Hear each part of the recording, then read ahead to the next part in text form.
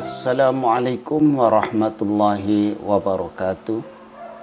Alhamdulillahi rabbil alamin. Wassalatu wassalamu ala asrafil anbiya'i wal mursalin Sayyidina wa maulana Muhammadin wa ala alihi washabbihi ajma'in, amma ba'du. Jamaah yang dirahmati Allah SWT, pemirsa dimanapun Anda berada, mari kita senantiasa belajar dan belajar untuk memperbagi iman dan takwa kita dengan terus duduk di majelis ilmu, karena orang yang duduk di majelis ilmu berarti duduk di taman-taman surganya Allah SWT.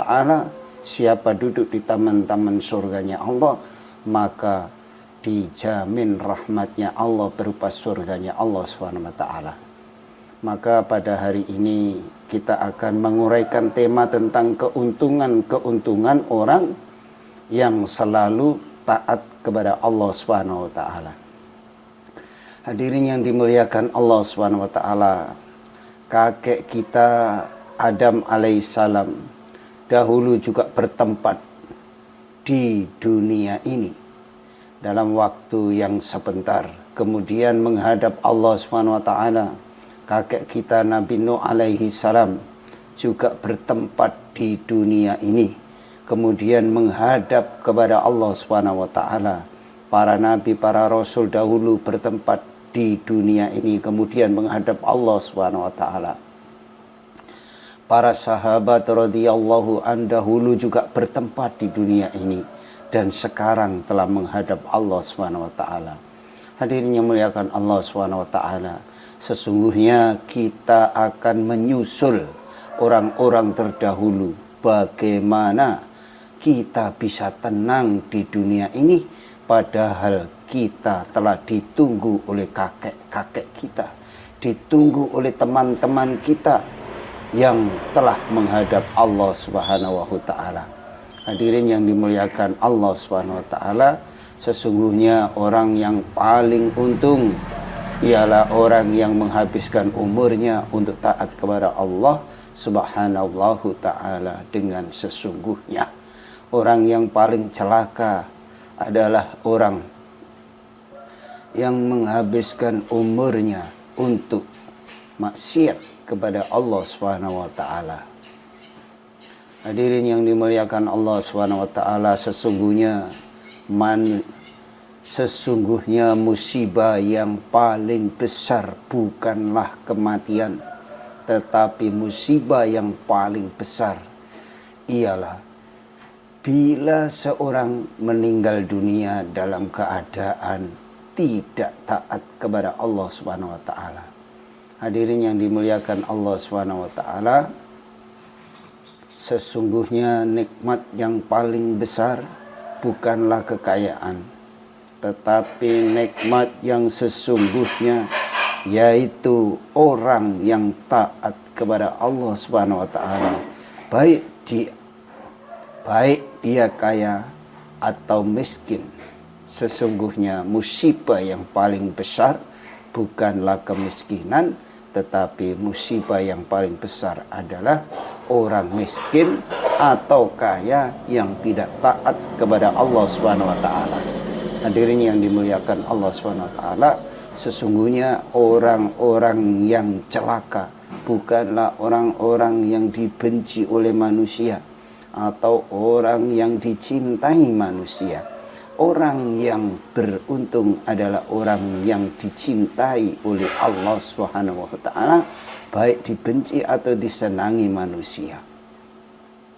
Hadirin yang dimuliakan Allah Subhanahu wa Ta'ala, kita harus bersyukur kepada Allah Subhanahu wa Ta'ala karena kita dipilih oleh Allah Subhanahu wa Ta'ala menjadi orang-orang beriman, dipilih oleh Allah Subhanahu wa Ta'ala menjadi umat baginda Nabi Muhammad sallallahu alaihi wasallam, dipilih oleh Allah Subhanahu wa Ta'ala bisa menjalankan agama. Hadirin yang dimuliakan oleh Allah Subhanahu wa Ta'ala, di dalam sebuah hadis Bukhari diceritakan sesungguhnya manusia ini kebanyakan akan dimasukkan oleh Allah Subhanahu wa Ta'ala ke dalam neraka ketika manusia datang di padang mahsyar. Allah Subhanahu wa taala memerintahkan kepada Nabi Adam alaihissalam, "Hai Adam, kirimkanlah dari anak cucumu kiriman untuk neraka." Nabi Adam bertanya kepada Allah Subhanahu wa taala, "Ya Allah, seberapakah yang akan aku kirimkan ke dalam neraka-Mu ya Allah?" Maka Allah menjawab, Allah berfirman kepada Nabi Adam alaihissalam, "Hai Adam, setiap 1999 masukkan ke dalam neraka dan satu saja kamu masukkan ke dalam surga." Maka hadirin yang dimuliakan Allah Subhanahu wa taala, memang tidak sembarang orang yang ditolong oleh Allah Subhanahu wa taala bisa istiqomah dalam Islam sampai meninggalkan dunia. Ini memang orang-orang yang telah ditentukan olehnya di zaman azali untuk bertempat di kerajaan-kerajaan di surganya Allah Subhanahu wa taala. Maka hadirin yang dimuliakan oleh Allah Subhanahu wa taala, hadirin yang dimuliakan oleh Allah Subhanahu wa taala, hendaknya kita bersyukur kepada Allah atas nikmat yang besar ini, yaitu nikmat iman dan Islam, dengan usaha siang dan malam menjaga iman kita dan amalan-amalan kita. Hadirin yang dimuliakan oleh Allah Subhanahu wa taala, kita berpikir supaya iman kita ini diterima oleh Allah Subhanahu wa taala, kita fikirkan supaya amalan kita ini amalan yang diterima oleh Allah Subhanahu wa taala, dan amalan yang diterima oleh Allah Subhanahu wa taala adalah hanya iman dan amalan yang diajarkan oleh baginda Rasulullah SAW. Hadirin yang dimuliakan oleh Allah Subhanahu wa taala, marilah kita memperbarui iman dengan meluruskan keyakinan sesungguhnya segala perkara ada di tangan Allah Subhanahu wa taala, dan meluruskan amalan. Kita berusaha siang dan malam meninggalkan amalan-amalan yang tidak dicontohkan oleh baginda Nabi Muhammad sallallahu alaihi wasallam. Hadirin yang dimuliakan oleh Allah Subhanahu wa taala, hendaknya kita bersabar dalam menjalankan agama walaupun tidak memiliki teman, karena sudah menjadi nas dalam Al-Quran bahwa kebanyakan manusia tidak faham, kebanyakan manusia tidak iman, dan kebanyakan manusia tidak syukur. Hadirin yang dimuliakan Allah Subhanahu wa taala, sesungguhnya orang yang menjalankan agama tentu akan mendapat banyak cobaan, karena sudah menjadi janji Allah Subhanahu wa taala bahwa barang siapa yang menjalankan agama akan diberi musuh-musuh.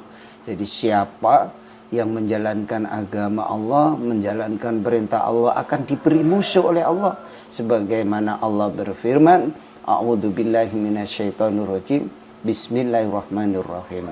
Wa kadzalika ja'alna likulli nabiyyi aduwwas syayatinal insi wal jinni yuhi ba'duhum ila ba'dhin zuhru faqawli ghurura, yang artinya, dan demikianlah kami jadikan bagi tiap-tiap nabi itu musuh, yaitu setan-setan dari jenis manusia dan dari jenis jin.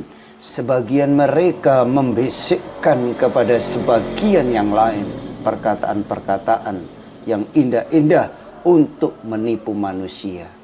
Musuh tadi dari dua golongan, yaitu setan-setan dari manusia dan setan-setan dari jin.